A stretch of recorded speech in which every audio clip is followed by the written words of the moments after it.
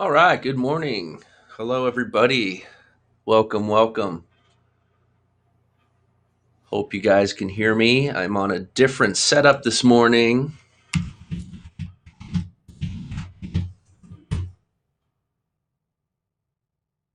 When you come in the room, say hello. Let me know the sound is coming through okay.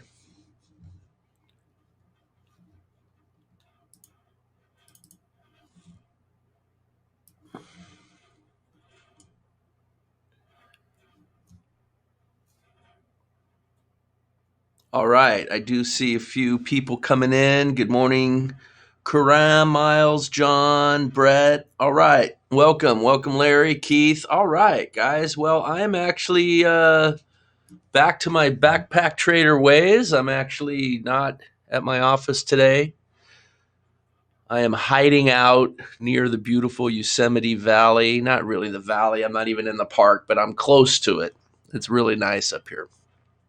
I'm just taking a little holiday and putting my new mobile setup to the test, and it seems like everything's working great, so that's good news. Let's quickly walk through what's happened so far this morning. The pound Aussie, of course, is it's like watching glaciers melt. It's just really, really slow. There's a setup right here and a tiny adjustment above the left. Right here, you can see kind of like some resistance. There's a little more resistance to the left, but that's too far to adjust around. So the trade setup is at 8102, and it almost got there. Maybe some of you got filled. I didn't. I checked my fill. I'm still flat. And hopefully it pops up and we get some energy and a lift to a target. Crude oil. By the way, this is actually a nice time to discuss a topic that always comes up. Inevitably, somebody has a question about it, a problem with it, and this is a great example, so I want to show it to you. Crude oil was one and done with its 9 a.m. mini session. Let's just go back to the right edge of the chart and walk through it. So 9 a.m., this is with Spotlight, of course.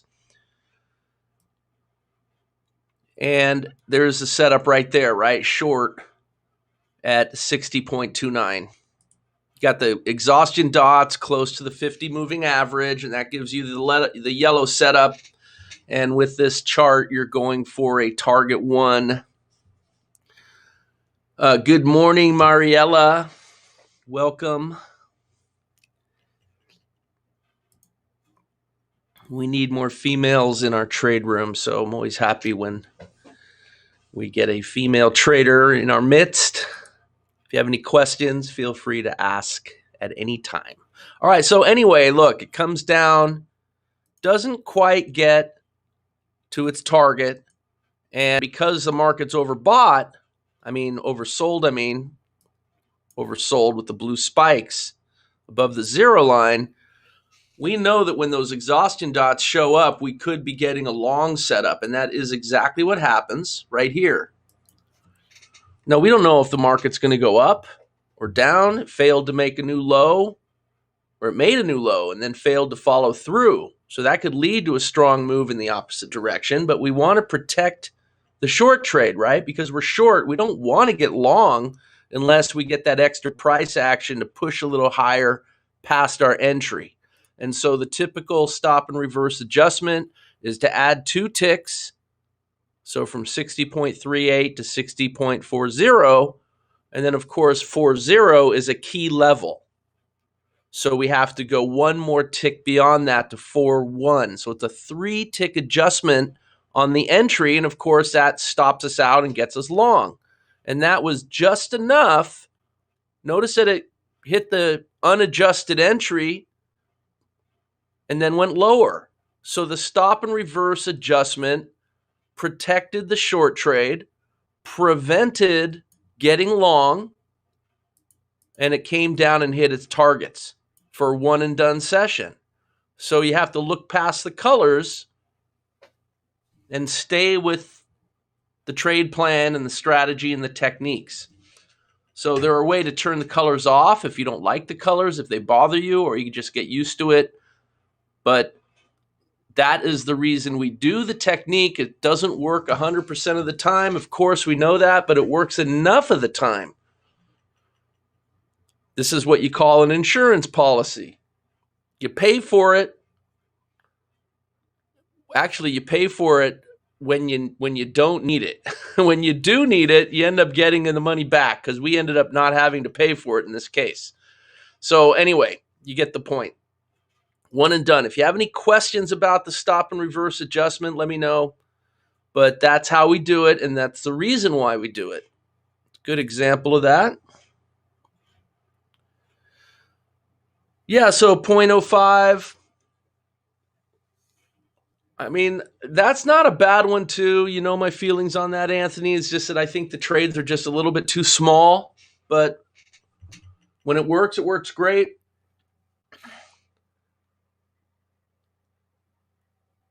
Karam saying I don't sound well, that my voice is full of energy. Yeah, no, I'm fine. It's still nighttime out, but I'm fine. I'm not on my treadmill. Maybe that's the reason. I'm actually sitting at a desk this morning. Normally in my office, I'm standing up, I'm walking on my treadmill. You probably hear me breathing. No, thank you for your concern, but I'm perfectly fine. The YM jumping out the gate and a little bit in front of us, and unfortunately a nice strong move that is not going to count for us because it just wasn't tradable at the open. So the YM now in its first trade of the morning, and we'll see what happens, but after a strong move up, this market may not be done making highs. But that is the short trade, 33,019. It very well could come down and find support.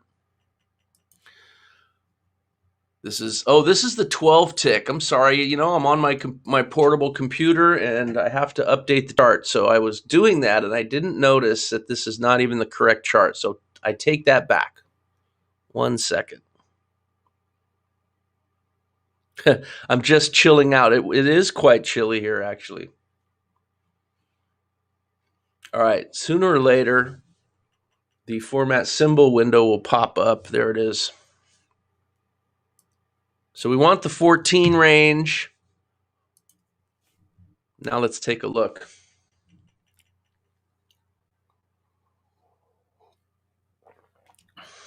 Karam, it could be also that I'm still only on my second cup of coffee, and that has something to do with it. All right, so again, it went too far too fast. So funny how the short trade now that we were just talking about is filtered out due to the crossover filter.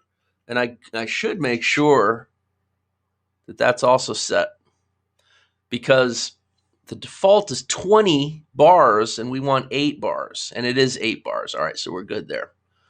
So we're still waiting for our first trade of the morning for the YM. Unleaded gas. Unleaded gas didn't catch the move lower. It just missed this really nice move here because of the proximity to our blue 20 SMA line was not quite close enough. So that's just one of those missing by inches, because that would have been a nice trade. And then we kind of got caught up.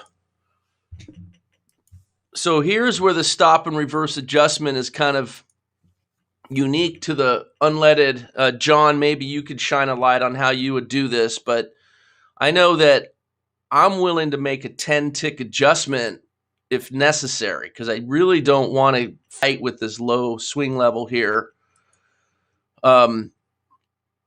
But I don't know how far down that is. Let's see. That's actually maybe too far down. So let's see. This is a 69. Yeah, I don't know if you could really avoid that. Oops, 69. It gets as low as 62. So it probably triggers short and then long. Maybe bad luck. Yeah, hey John, I forgot, you know what? Because I'm on my portable computer, I haven't set up all the charts exactly how they should be, and I forgot what the proximity is. Is it 8? I have 8. I think it's 8. No, is it 10? I don't remember. And the entry offset, is that 4? It's 4, isn't it? We got mine at 2. The entry offset is 8?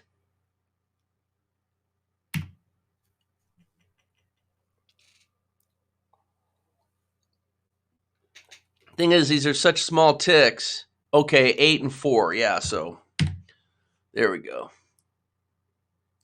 So that might, maybe that changes things a little. I don't know if it does.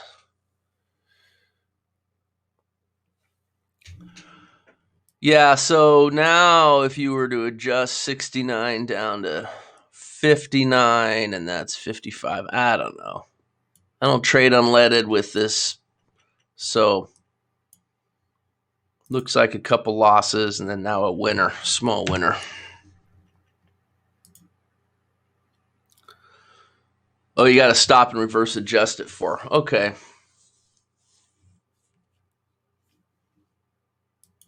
All right, so well, looks like well, I got all these extra lines on this chart too. That's kind of annoying. So you really need to adjust around the spike here on the left. So hopefully you didn't get short on the YM because it's right at a major key level of 33,000 and it spiked down to 02. You have a short at 04. You need to get that down to 32,999. Anyone disagree with that?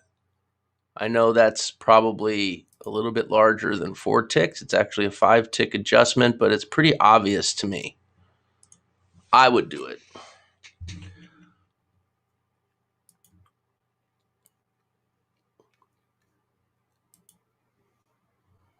Crude oil's moving nice. So we got the crude oil session coming up. And just a reminder, you guys, in about 35 minutes, I'll log off and then we'll log back on with a new session with crude oil. So I thought it would be interesting. Let's see, did we ever get into this trade? It just missed again. Not quite at 81.02. Just double checking. Yeah, my order's still pending. I never got filled on that, so that's a good thing. So that's still a possibility. It's really slow this morning. And again, everybody, welcome, welcome. If you're just joining us, please don't forget to hit the like button. Like the fact that I got up at 5 a.m. to be with you guys, please. That wasn't easy, I'll tell you. All right. I know I've been doing it for 18 years, so it should be easier than it is, and every morning it's still a challenge. I have a couple other charts loaded up here I thought could be interesting to look at too. Let's just fold that down. I was looking at gold this morning, and it was just, I mean, if you wanted to trade something earlier, this is what excited me way back when I was looking at it, but there's some nice swings in gold sometimes, and the 6-tick momentum bar could be a good one if you guys are looking for something. You got to be really tight with your trade plan and not try to over trade, not try to do too much. A minimal approach, and you could probably quit most sessions positive is what I think. I don't have my soybean chart up this morning. I should probably make that.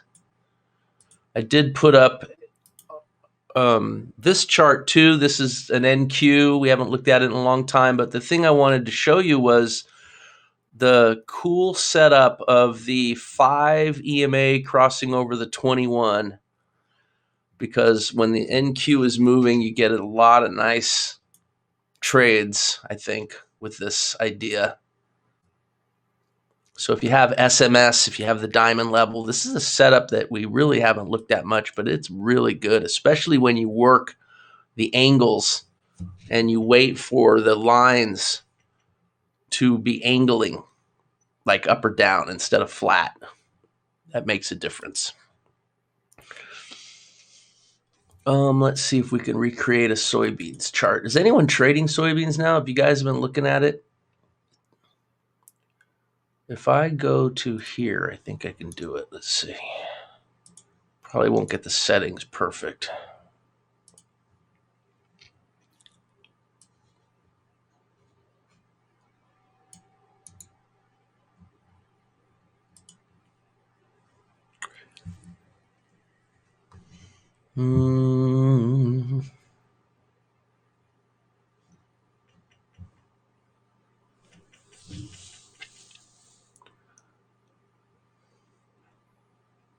Can't believe it's already March 31st. Here we go.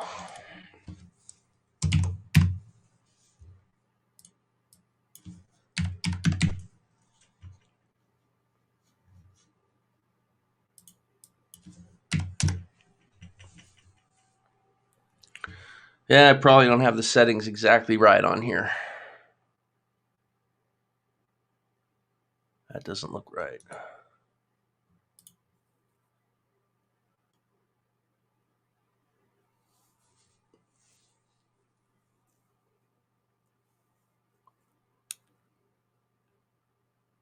Oh, it was negative, huh?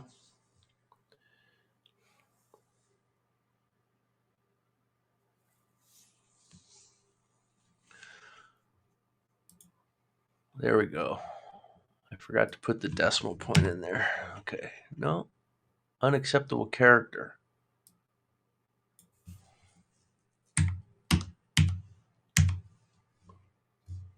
What am I getting wrong?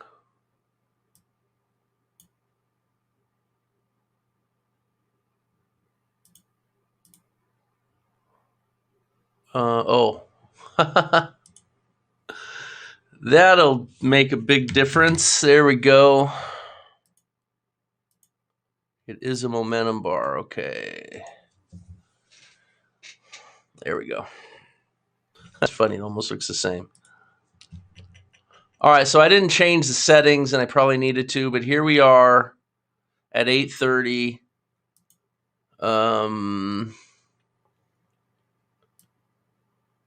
Yeah, it probably went too fast for that first trade. Then the second trade hitting all its targets. So actually a nice looking chart here. Well, if it was negative Monday and Tuesday, it certainly wouldn't be negative today.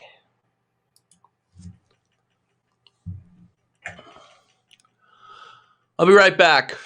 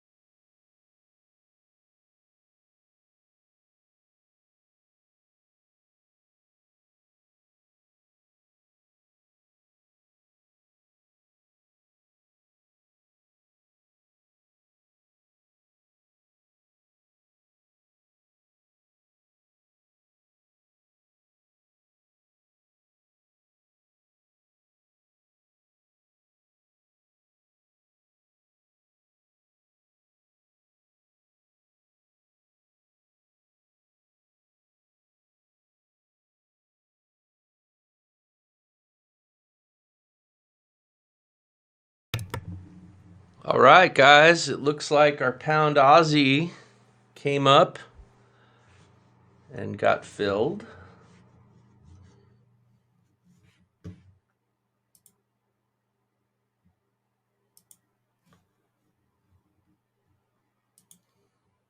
So again, in case you missed it, the pound Aussie from 81.02 targeting 81.12, 19, 26, and 33. So real small target at target 1, that would be the minimum objective. It will require some energy to get up there. But you know the saying, never short a dull market. Hopefully that works out. So getting long right here.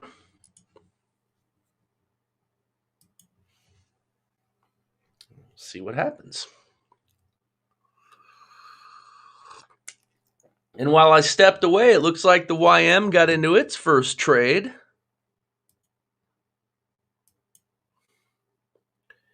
33.017. Would you adjust all the way down to 11? I mean, that's a little bit much. I don't think I would. If you did, fine. It worked out. Either way.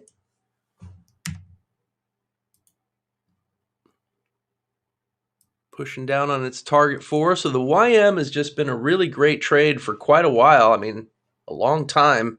Probably my preferred E-mini out of the 4. I mean, not even probably. And then I was just showing you this setup with the crossover of the 5 EMA over the 21. When you line that up with exhaustion dots, got all that wonderful support on the 50 moving average here. And look at that trade. So if you haven't explored what you can do with this type of setup, that could be a project for you guys. If you're looking for something different, this could be very effective, where you got your exhaustion dots, your balance line, and then you line it up with a more traditional approach of a faster EMA crossing over a slower one. But you've added a few additional pieces to the puzzle, and it makes for a really nice trade setup, and one that you can test and prove using Spotlight. So as you can see, that worked out pretty nicely. At $20 a point, too. That's a big move right there. Long at 13,010. I mean, it stopped out here at 13,034. So big move there. And now short.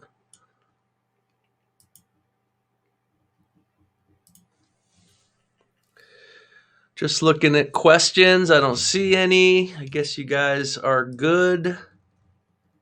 If you're just joining us again, let me just welcome you, and we will be starting the crude oil inventory report in a bit.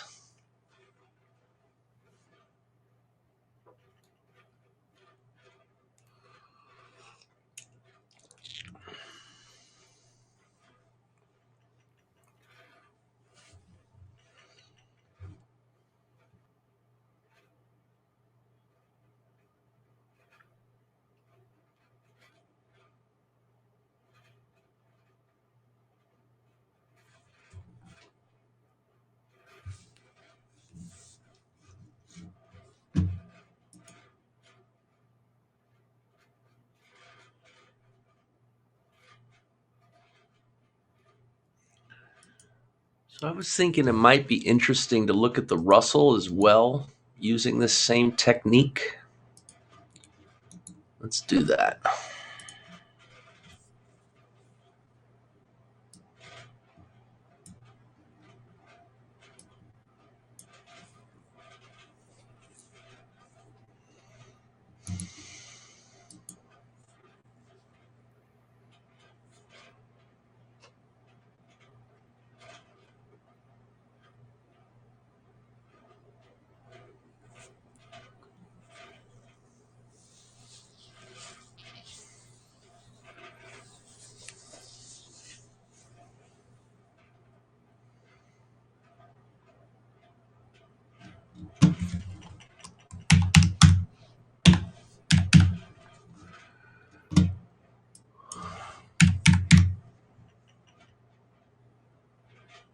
Let's give that a look.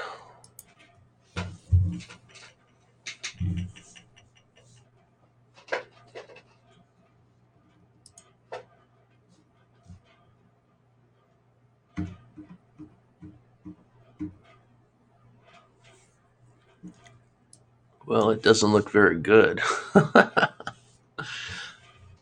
Oh, I see. There's no crossover. Yeah, missed that move.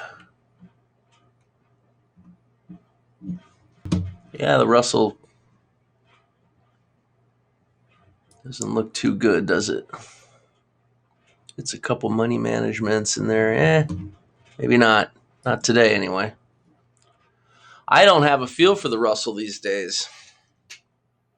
I'm going to have to spend some time with that chart, figure out what the best chart is. I don't know if 1.5 points is actually good. We've discussed that. I don't know if any of you have any thoughts or feelings or have worked with the Russell at all. Let me know.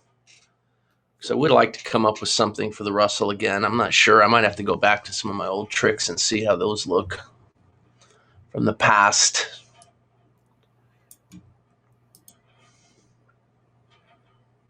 What else could we look at while we're killing time here? So there's an interesting looking chart, natural gas. Got some different setups in there too. What are these setups?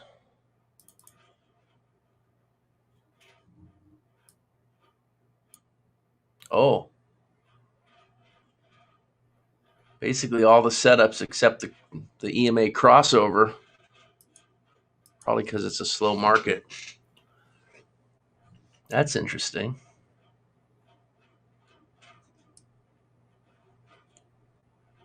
So right at 9, you could see that would adjust a little bit over the line. So pretty nice trade there in Nat Gas to catch the short.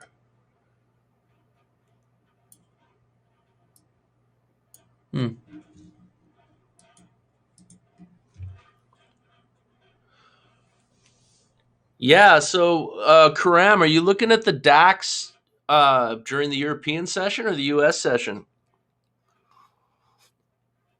And Giancarlo, I see your questions. Let me take a look at those. We could look at a DAX chart. Actually, that's a good idea. I don't know. I think I like Counterpunch for the DAX even more than Spotlight, although I'm saying that without any work at all.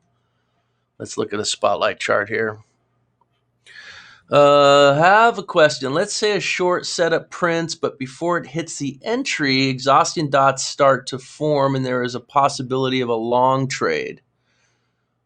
What do we do in such cases? Go for the short trade or do the exhaustion dots cancel the short? Yeah, so remember that the exhaustion dots by themselves are not going to cancel a trade. You need to have the corroboration with the balance line. So the power of the strategy is how the exhaustion dots actually work with the balance line. The balance line marks the balance of power between buyers and sellers. And so as long as you got that short set up, it's not going to cancel until you get 2 closes on the long side of the balance line. Okay, or if the long trade triggers in, that could happen before there are 2 closes. Karam, what DAX chart are you looking at?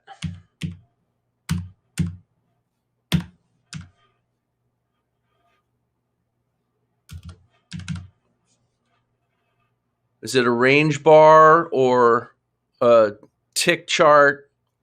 You're welcome, Giancarlo.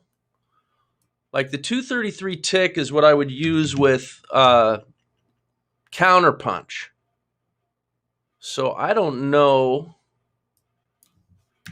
Let's take a look at that first and then decide. I'm going to end up with so many charts open too that I'll probably crash. I have to close some stuff. I could just tell by how sluggish it's. And this is a nice computer, by the way. I really like this laptop. And I got this is the EMA crossover too. We're going to put the normal spotlight on there.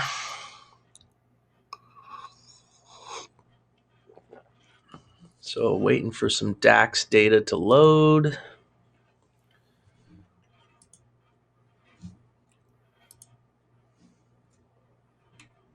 Yeah, that doesn't look that looks super slow.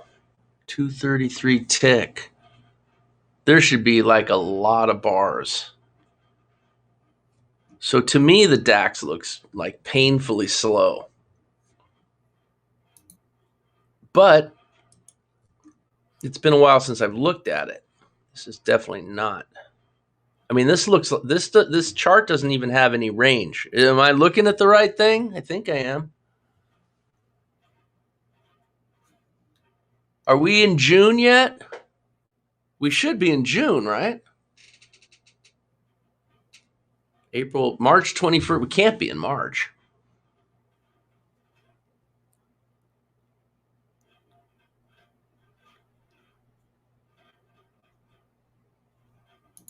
What strategy, though?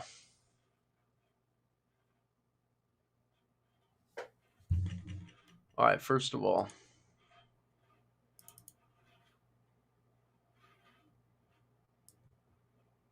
Okay, so there's Spotlight.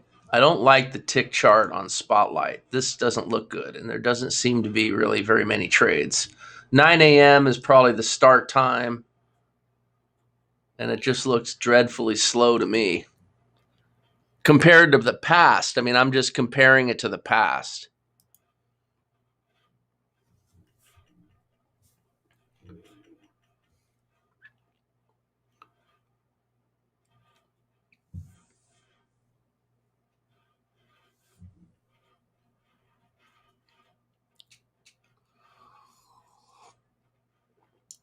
Okay, I'm just waiting for the format symbol to come up. I definitely have to close some things because it's taken forever.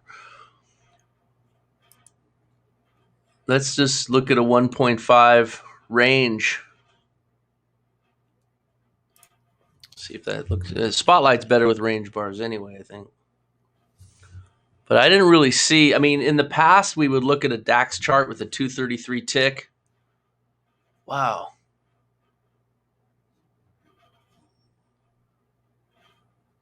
That doesn't look right.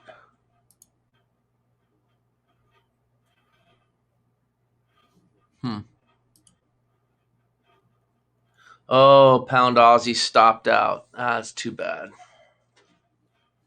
Yeah, I'm not seeing the DAX. I'm not sure what I'm doing here, but it just doesn't look right to me.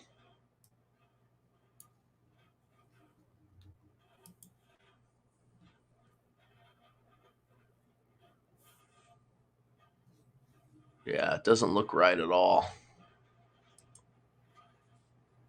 And very low volume.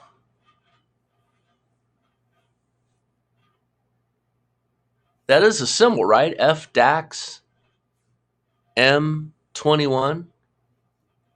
Huh. Does not look like the DAX of old.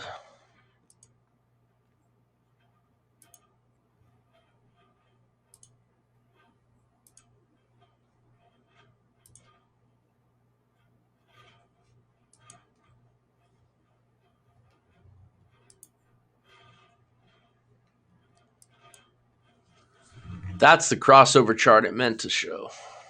We were looking at the wrong one. You could tell by the white trades. Yeah, I was looking at the wrong one. I was showing you the crossover trade looking at the regular Spotlight, and you could see here's what it looks like.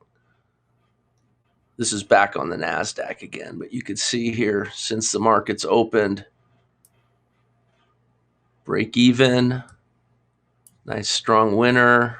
This one loses, and then you get the nice explosive moves. This setup is good for explosive moves. That's what I like about it. Anyway, inadvertently looking at the wrong one. Well, the pound Aussie lost. That's what happened. Couldn't get through the resistance up here on the left. It just barely missed, couldn't get through it, and then went straight down. So it's just super slow right now.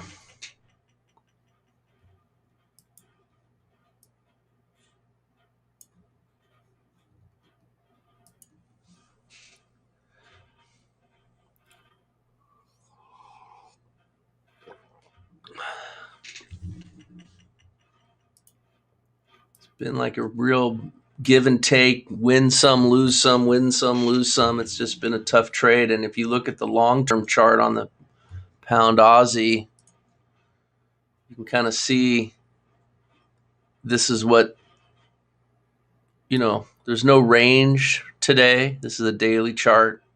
And there's just been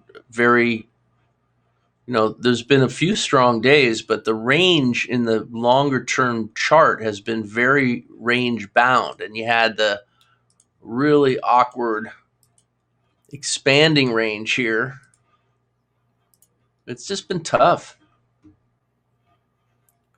That's the New Year's bar that shouldn't even be there.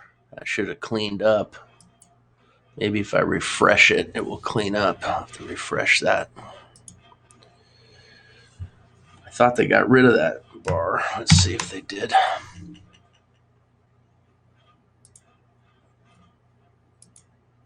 Yeah, see, it's gone now. That's good. But it's still the same garbage price action. We'll see if it can get some legs under it and rally. But look how long it's been in the chop zone. So this is the pound Aussie. It's just in one of those periods of time where it's been slow. But hopefully it's building up pressure. It can go on a wicked winning streak too. So it's like one of those things where, right when you've had too much pain and quit, that's when all the good stuff happens. It's typically how it works.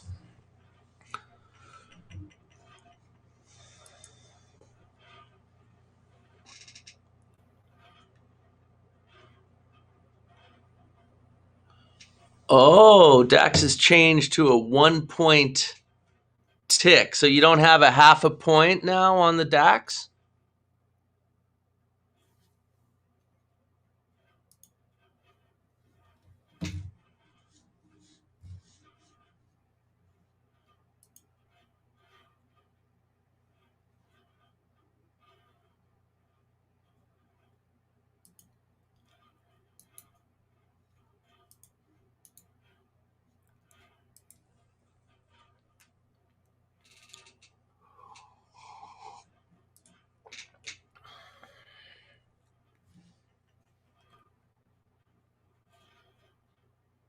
So 1-point tick. God, that Russell chart looks awful.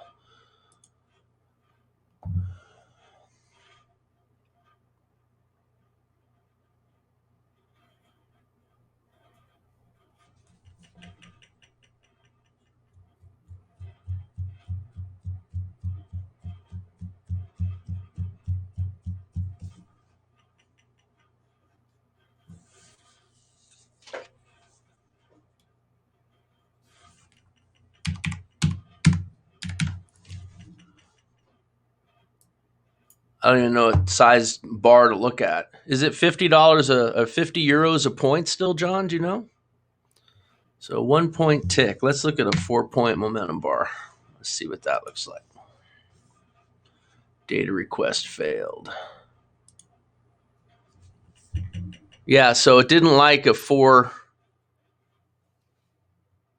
4-point tick. Why would a data request fail?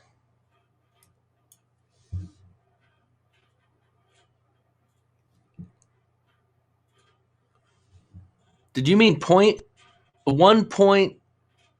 Is it 0.1? No. I don't know why a 4 range would fail. Let's try a tick chart again.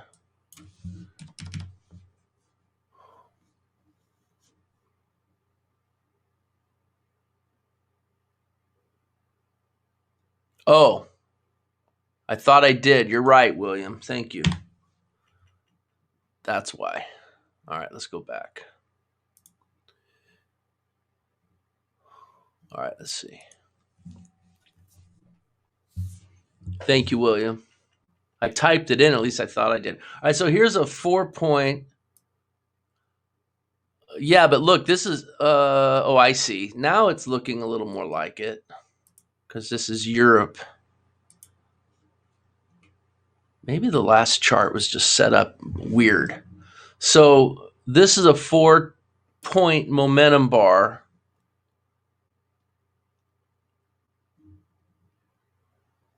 Yeah, no half ticks or half points. And at first glance, looks pretty good, doesn't it? I mean, there's some nice trades in there.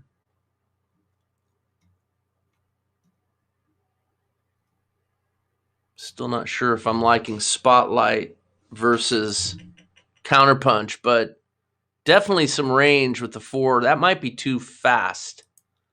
I probably would look at a 5 or 6-point range bar. See, you kind of have to do the sniff test on this and see if you can get the right enough trades and the right size trades. This one seems like it could work.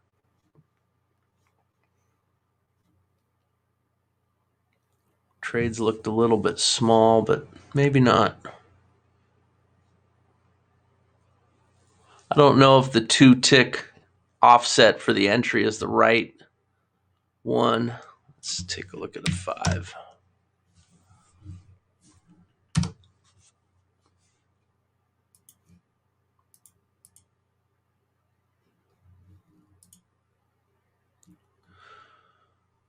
Yeah, so there's a good sized trade. So 14 points of risk is 350 euros. So that might be a little rich, but it looks good. Yeah, it looks really good.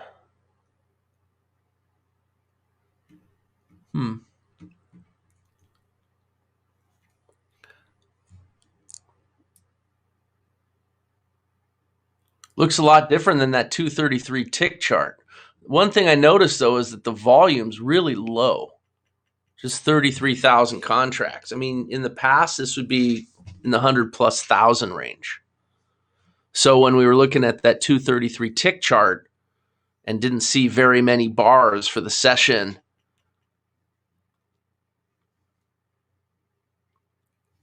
yeah, that just seems strange to me.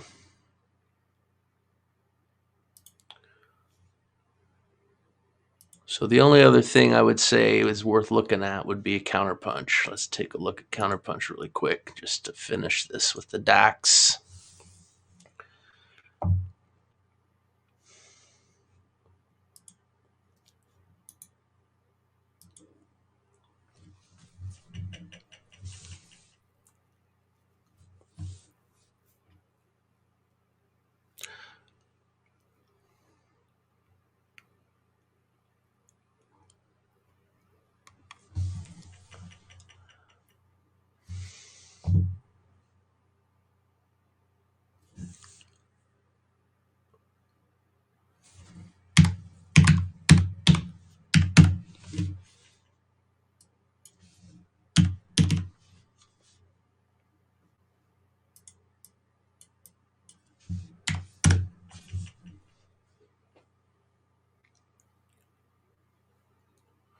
So I know somebody who's made a very nice living trading the DAX with this chart here. But what? Wow. You notice how this chart looks compared to that range bar? Because this, to me, doesn't meet the sniff test at all. I'm actually very surprised. If we look at the day before, Friday, there's a lot more trades going on Friday. So I don't know. You know what I bet? Well, I don't know what I bet. Let me see. Did anyone look at Forex Factory? Maybe there's a holiday.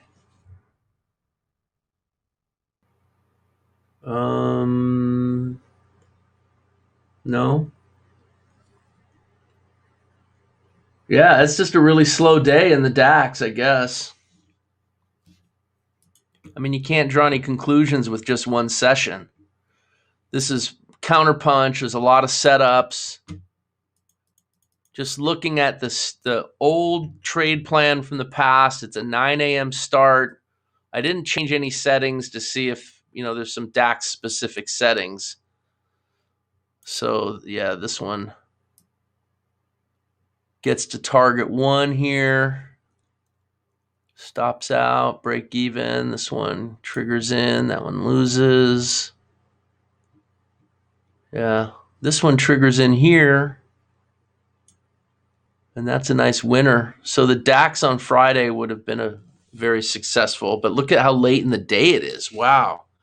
So that's also what's deceptive is that here we are at 9 a.m.-ish, and then here we are at 3 p.m.-ish with hardly any action. Yeah, this would be like windows and windows and windows of bars in the past. So I'm not sure what's going on with the DAX, actually. I'm kind of surprised. I haven't looked at it in a long time, but now that I look at it, I'm like, something happened to this market. It's not what it used to be. And also just the sheer volume. It's like one fifth of what it might be now normally. So I don't know. Maybe it's COVID related.